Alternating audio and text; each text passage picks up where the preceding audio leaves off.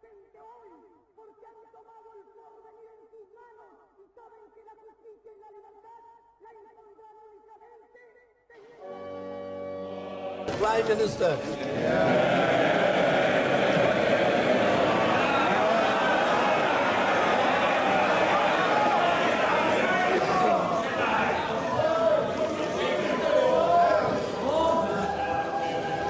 Mr. Speaker, sir, the House meets this Saturday to respond to a situation of great gravity.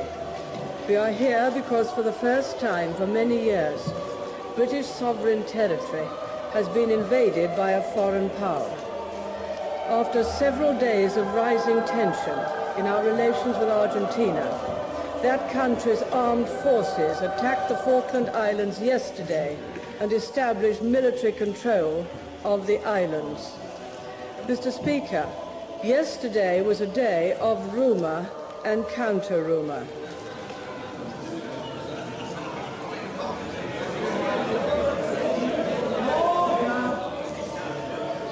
Throughout the day, we had no communication from the government of the Falklands. Indeed, the last message we received was at 21:55 hours on Thursday night, the 1st of April. Yesterday morning at 8:33 a.m. we sent a telegram. At 8...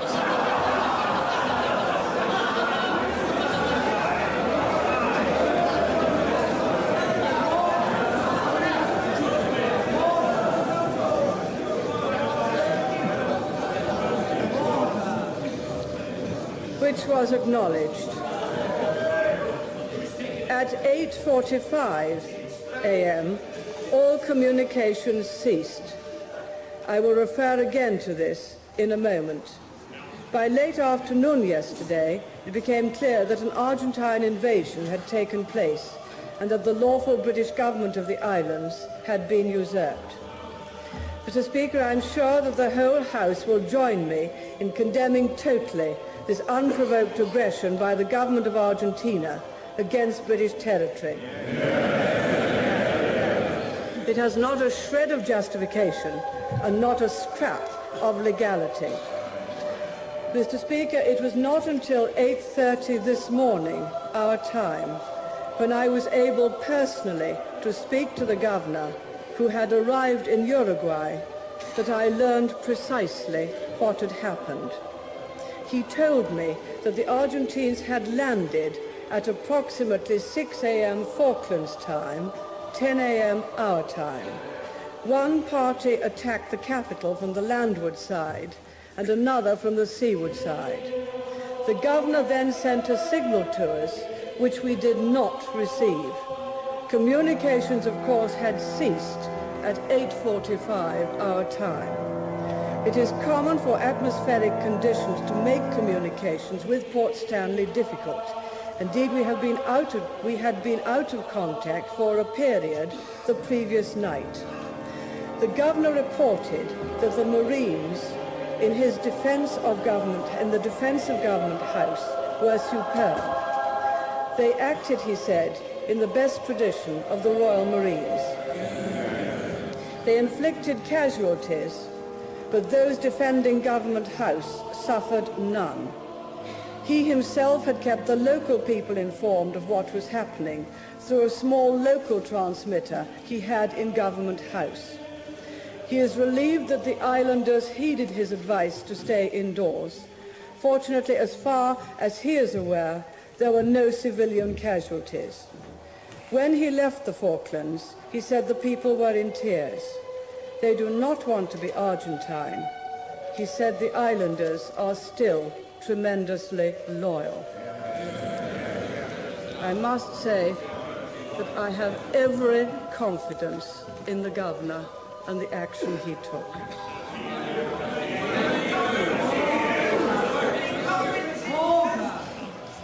I must tell the House that the Falkland Islands and their dependencies remain British territory. No aggression and no invasion can alter that simple fact. It is a government's objective to see that the islands are freed from occupation and are returned to British administration at the earliest possible moment. Mr. Speaker, Argentina has, of course, long disputed British sovereignty over the islands. But we have absolutely no doubt about our sovereignty, which has been continuous since 1833.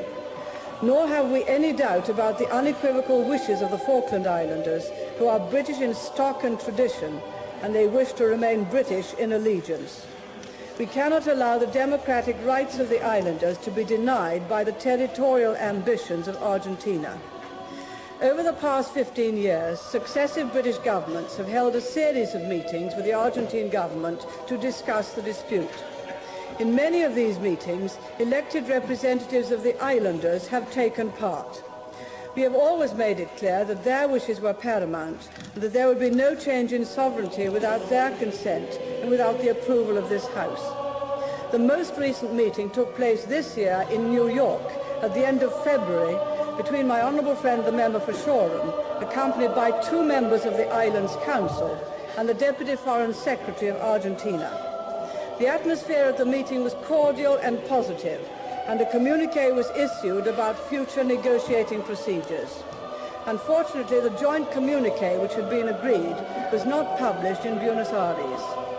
There was indeed a good deal of bellicose comment in the Argentine press in late February and early March, about which my honourable friend, the Minister of State for Foreign and Commonwealth Affairs, expressed his concern in this House on the 3rd of March, following the Anglo-Argentine talks in New York.